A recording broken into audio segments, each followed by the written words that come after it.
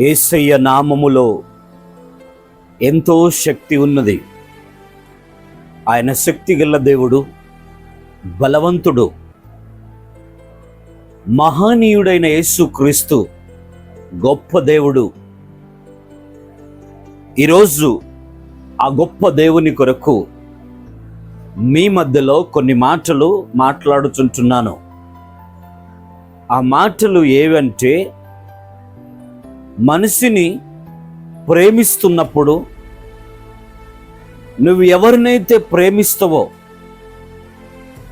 వారిని ఎక్కువ బలవంతము చేయకుండా,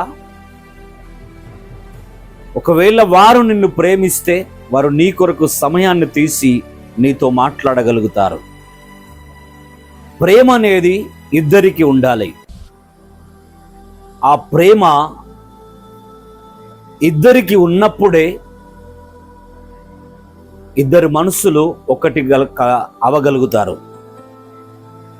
ఒకరికి ఉండి ఒకరికి లేకుంటే అది వ్యర్థమైన ప్రేమ అని దేవుని వాక్యము సెలవిస్తుంది. అయితే నీవు ప్రేమించినప్పుడు దేవుడు నిన్ను ప్రేమిస్తాడు. నీవు ఆయన దగ్గరికి వచ్చినప్పుడు ఆయన నీ దగ్గరికి వస్తాడు. యేసు ప్రభువు జీవము గల దేవుడని ఆయనను ప్రేమించి, మనుషులు నిన్ను నిందించగలుగుతారు, మనుషులు నిన్ను ప్రేమించరు, కానీ దేవుడు నిన్ను ప్రేమిస్తాడు. దేవుని వాక్యములోనికి త్వరగెలుదాము. ఇక్కడ చూస్తే దావీదు యొక్క గ్రంథములో, కీర్తనల గ్రంథము 118 5, 6 వచనాలు మనము చదువుకుందాము.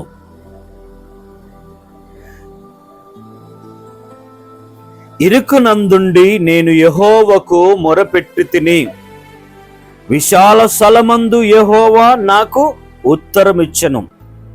యెహోవా నా పక్షమున నున్నాడు, నేను భయపడను, నరులు నాకేమి చెయ్యగలరు అని దేవుని వాక్యము సెలవిస్తున్నది. ఏ ఇరుకులైతే నీవు ఉన్నవో, ఏ బాధలైతే నీవు ఉన్నవో, ఆ బాధల నుండి మనుషుల దగ్గర సహాయం అడగకు. 100 మంది దగ్గర సాయం అడిగితే ఒక వ్యక్తి సహాయం చేస్తాడు. 100 మందిని త్రోవ అడిగితే ఒక్కొక్కరు ఒక్కొక్క తీరుగా నీకు త్రోవలు చూపెడతారు. సాయం అడిగినవా, నీకు ఏ ఒక్కరు కూడా సాయం చేయరు నీ పరిస్థితిని చూసి. ఒకవేళ నువ్వేదైనా తెలుసుకోగలుగుతున్నవా, వాళ్ళు ఎన్నో రకాలుగా నీకు చెప్తారు, చెప్పటానికి ముందొస్తారు. ఒకటి సక్సెస్ కావచ్చు, ఒకటి ఫెయిల్ కావచ్చు. కానీ నీవు ప్రేమించటం కాదు, కానీ నిన్ను ప్రేమించేవాడిని ప్రేమించడానికి ప్రయత్నించాలా. మనుషుల్ని ప్రేమిస్తున్నవా, నిన్ను ప్రేమించాలి వాళ్ళు కూడా. ఒక దినం వస్తుంది, ఆ దినములో ఎన్నో బాధలు, ఎన్నో కష్టాలు అనుభవిస్తారు. తెలుసా? ఎలాగంటే, ప్లేట్లో అన్నం పెట్టుకొని తింటాము, అది ఖాళీ అయిన తర్వాత ఆ ప్లేటును చూస్తే ఎవరికైనా ఇచ్చినప్పుడు అది బాగుండదు, అది కొంచెము సరి అయినట్టు కనిపించదు.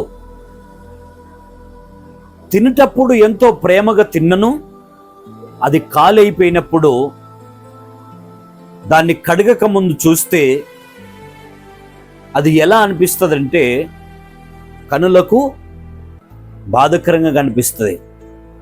ఎందుకంటే తిని ఇడిచిపెట్టినాము, అందులో ఏమి లేదు. కానీ ఆ ప్లేట్ ఎట్లున్నదంటే, ఒకరి కడుపు నింపినది కాబట్టి అది ఖాళీ అయిపోయినది.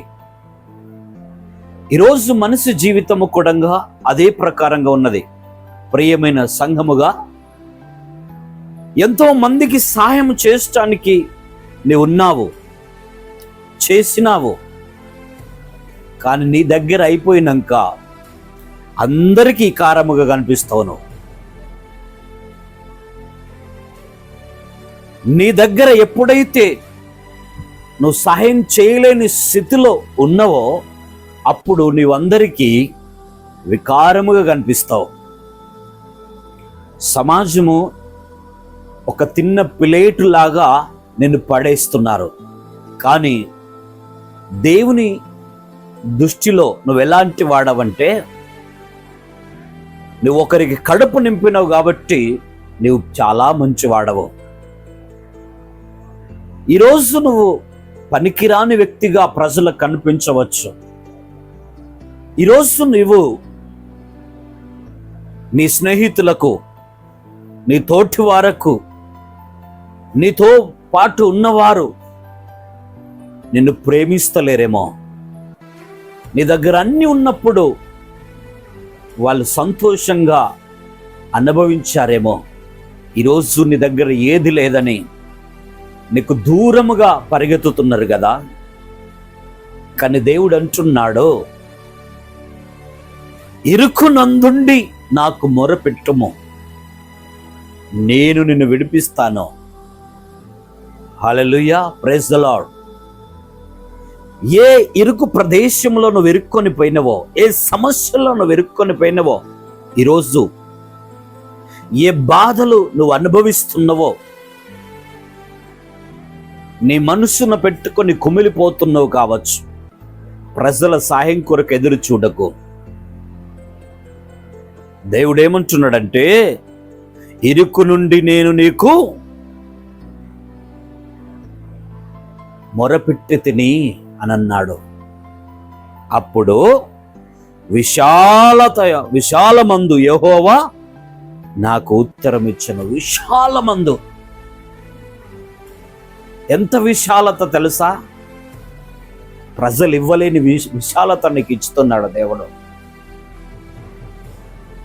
ఏ దుఃఖము నుండి నువ్వు మొరపెడుతున్నావో, గర్భఫలము లేకుండా దుఃఖపడుతున్నావా? జాబు లేక దుఃఖపడుతున్నావా? బయట దేశానికి వెళ్ళటానికి డబ్బులు పెట్టి దుఃఖపడుతున్నావా? వెళ్ళలేకున్నావా?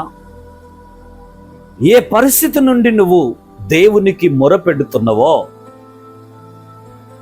నీకు విశాలత మార్గమును ఇస్తాడు. విశాలమైన మార్గము నీకు చూపెడతాడు. ఏ ఇరుకు మార్గము నుండి నువ్వు ప్రార్థిస్తున్నావో ఆయన నీ ప్రార్థన వింటున్నాడు.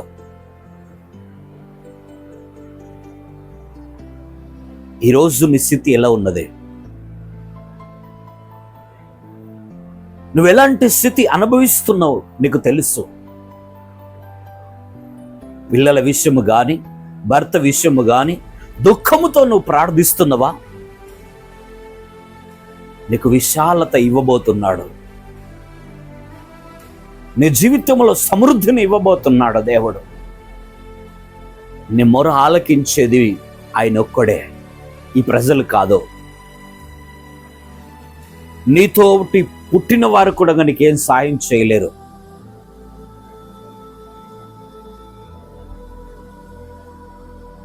అన్ని ఉన్నప్పుడే అందరుంటారు, అన్ని లేనప్పుడు ఎవరు నిన్ను వెంబడించారు? ఎవరు వెంబడించారు? ఆదరించేవారు లేరు. కానీ దేవుడు అంటున్నాడు, నేను నిన్ను ఆదరిస్తాను. నీవు నాకు మొరపెట్టితే నేను నీకు ఉత్తరం ఇస్తాను. ఇరుకు మార్గములో నుండి నేను నీకు విశాల మార్గానికి నేను తీసుకొస్తాను. దావీదు ప్రార్థన చేస్తున్నాడు. బండ సందులకు వెళ్ళి ప్రార్థన చేస్తున్నాడు. సౌలు వచ్చి ఎక్కడ నన్ను చంపుతాడో, ఎక్కడ నన్ను కొడతాడో అని భయపడుతున్నాడు. ఎంత బలవంతుడు తెలుసా దావీదు. కానీ సౌలుకు భయపడి ఇరుకు నుండి ప్రార్థన చేస్తున్నాడు, ఇరుకు స్థలాల నుండి ప్రార్థన చేస్తున్నాడు. ఎందుకు తెలుసా? ఒక అభిషేకించిన మనుషుని నేను కొట్టరాదని. దేవుడు అభిషేకించిన వాని మీదకి చేతులు లేవట్టడము అది మంచిది కాదని దావీదు ఎరిగి దాగున్నాడు. కానీ మొరపెట్టాడు, దేవుడు మళ్ళీ బయటికి తీసుకొచ్చినాడు. ఈరోజు నీ స్థితి ఎట్లా ఉన్నది? నీ పరిస్థితి ఎలా ఉన్నది? దేవుడు నెరుగుతుంటున్నాడు. ఇంకొక మాట చదువుకుందాం, లాస్ట్ మాట.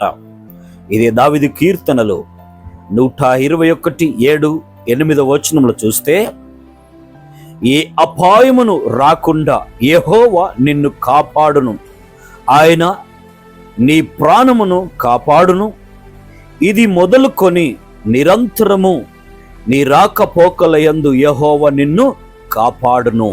హల్లెలూయా. యెహోవా నిన్ను కాపాడును. ఈరోజు మొదలుకొని నీ రాకపోకటలయందు యెహోవా నిన్ను కాపాడును. ఆయన కాపాడే దేవుడు. నువ్వు విడిచిపెట్టి పరిగెత్తకు. నీ జీవితాన్ని నిన్ను ప్రేమించే దేవునికి ఇవ్వు. ఆయన సరైన మార్గంలో నడిపిస్తాడు. ఈ ప్రజలందరూ ఒకే మాదిరిగా ఉంటారు, ప్రేమ చూపరు, అందరికీ కోపమే ఉంటుంది. నువ్వు పని చేయలేదా, నిన్నెవ్వరు ప్రేమించరు. వారికి అనుకూలంగా నిన్ను వాడుకుంటారు, కానీ నువ్వు అనుకున్నట్టు నువ్వు జీవించలేవు.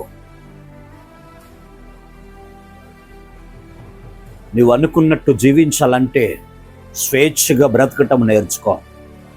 ఒకరి మీద ఆధారపడి బ్రతకటము మంచిది కాదు.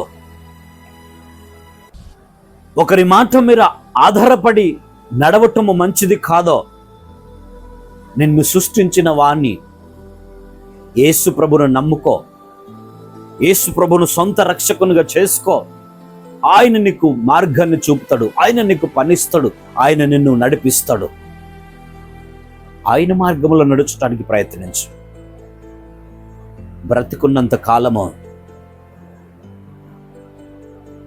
నేను వారి మీద విశ్వాసం ఉంచుతున్నాను, వీరి మీద విశ్వాసం ఉంచుతున్నాను, వాళ్ళు ఏది చెప్తే నేను అది చేయగలుగుతానని అనుకుంటే నువ్వు మోసపోతున్నావు. నిన్ను వాడుకుంటున్నారు, కానీ నీకు మంచి జీవితాన్ని ఎవరు ఇవ్వలేరు. నిన్ను వాడుకునే వాని దగ్గర పని చేయకూడదు. నీ పనిని వాడుకునే వాని దగ్గర నువ్వు జీవించకూడదు. నువ్వు స్వేచ్ఛగా బ్రతకాలంటే నిన్ను నడిపించే వాని దగ్గరికి రా, నీకు బుద్ధి చెప్పే వాని దగ్గరికి రా. ఆయననే యేసుక్రీస్తు. ఆయన దగ్గరికి వచ్చి ఆయన దగ్గర నుంచి అడుగు. దావీదు అడిగినప్పుడు ప్రతి స్థలములో మొరపెట్టినప్పుడు దావీదును నడిపించిన దేవుడే నీతో మాట్లాడుతున్నాడు. దావీదును బ్రతికించిన దేవుడే నీతో మాట్లాడుతున్నాడు. దావీదుకు మార్గం చూపిన దేవుడే నీకు మార్గం చూపబోతున్నాడు. నీ జీవితాన్ని దేవునికి అప్పగించుకో. ఇది మొదలుకొని దేవుని సన్నిధికి రా. ఆధారపడి జీవించకు. మనుషులు ఎప్పుడైనా నిన్ను నిందించవచ్చు. ఏదైనా సాయం చేస్తే నేను సాయం చేయటం వలన ఈరోజు ఈ స్థితిలో ఉన్నారని గొప్పగా చెప్పుకునే ప్రజలు ఉన్నారు. నేను ఇవ్వటం వలన ఈరోజు వీళ్ళు ఇట్లా బ్రతికినరని చెప్పుకొని బ్రతికే వారు చాలా మంది ఉన్నారు. వాళ్ళ మీద ఆధారపడకు. నీ కాళ్ళ మీద నిలబడి దేవుని సన్నిధిలో మొరపెట్టు. దేవుడు నీకు మార్గాన్ని ధరిస్తాడు. దేవుడే నిన్ను మంచి మార్గంలో నడిపిస్తాడు. ఎందుకంటున్నాడు ఈ మాట తెలుసా? నీ రాకపోకల యందు నేను నిన్ను కాపాడేదను, ఏ హాని నీకు కలగ చేయను బిడ్డా అని అంటున్నాడు. ఈరోజు దుఃఖములుండి మొరపెడుతున్నవా? సమస్యల్లో ఇరుక్కపోయి బయటికి రాని స్థితిలో ఉండి నువ్వు ప్రార్థన చేస్తున్నవా? నీ స్థితిని దేవుడు ఎరిగినాడు. నీ కన్నిటిని దేవుడు చూస్తున్నాడు. నీ బలహీనతను దేవుడు ఎరిగి ఉన్నాడు. నీ ప్రార్థన ఆయన చెవులో చొరబడి ఉన్నది. నీకు విశ్రాంతినివ్వబోతున్నాడు. విశాలమైన మార్గము నీకు చూపెట్టబోతున్నాడు. ప్రియమైన దేవుని బిడ్డలుగా ఈ మాటలు జాగ్రత్తగా విన్నవారు ఒక్కసారి ఆలోచించి దేవుని సన్నిధికి రండి. దేవుడే లేకుంటే ఏదీ చేయలేము.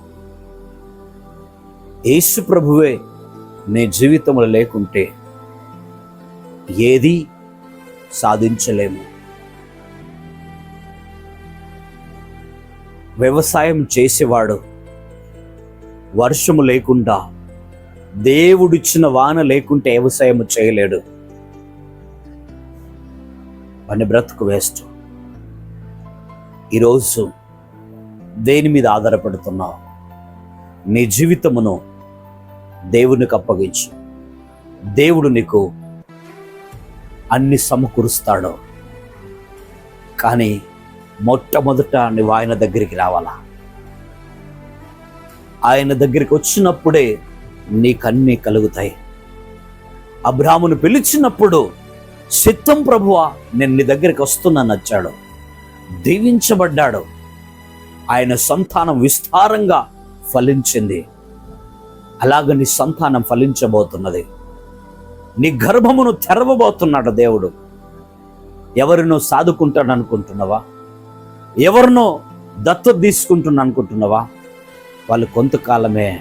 అబ్రామా నీ కడుపున పుట్టిన వాడే నీ కుమారుడనన్నాడు. అప్పుడు అబ్రాహాము దేవుని మీద భారం వేసినాడు. ప్రజల తట్టు చూడలేదు, ప్రజల వైపు చూడలేదు. దేవుడు పిలిచినప్పుడు వస్తున్నప్పుడు చాలా మంది ఆయనతో వచ్చారు. కానీ దేవుడు అన్నాడు, వీళ్ళందరూ నీ వారు కాదు. నీ కడుపున పుట్టిన వాడే నీ కుమారుడు. ఈరోజు దేవుని బిడ్డలుగా మీ సొంతంగా నిలబడి ఏది సంపాదించుకున్నది మీది. ఒకరిచ్చిన దాని మీద ఆశపడకండి. ఎవరో ఏమో ఇస్తే నేను బ్రతుకుతానని నువ్వు అనుకోకు. దేవుడు నీకు ఏదైతే ఇస్తాడో అది నీ సొంతము. అది మళ్ళా అడిగే దేవుడు కాదు. ఆమెన్. ఆ రీతిగా బ్రతకాలి. దేవుని వాక్యం వింటున్న మీ జీవితంలో కార్యాలు జరగబోతున్నాయి. మీ కుటుంబం మార్చబడబోతుంది. మీ కుటుంబం దీవించబడబోతున్నది, ఆశీర్వదించబడబోతుంది. నీకు జాబ్ రాబోతున్నది. నువ్వు నమ్మి దేవుని చిత్తానుసారంగా నడవండి. ఇచ్చి వాక్యము దేవుడు దీవించి ఆశీర్వదించును గాక.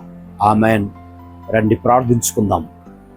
పరిశుద్ధుడా, ప్రేమగల తండ్రి, కృపాసత్య సంపూర్ణుడు అనే యేసయ్యా, ఈ బంగారు పాదములకు వందనాలు తండ్రి. మరి విశేషము తండ్రి, ఏ అపాయమును రాకుండా యెహోవా నిన్ను కాపాడును, ఆయన నీ ప్రాణమును కాపాడునన్నావు తండ్రి. ఇది మొదలుకొని నీ రాకపోకలయందు నిన్ను కాపాడునన్నావు. దేవానికి స్తోత్రములయ్యా. అయ్యా నా తండ్రి, ఈ అంత్య దినములో ప్రభువా నీ బిడ్డలు నీ సన్నిధిలో ఉంటున్నారు. మంచి జీవితం ఇవ్వండి అయ్యా. మనుషుల మీద ఆధారపడకుండా నీ మీద ఆధారపడి జీవించే అట్టి కృప ప్రతి బిడ్డకు దయచేయమని యేసయ్య నామమున అడుగుతున్నాం తండ్రి. ఆమెన్. ఆమెన్.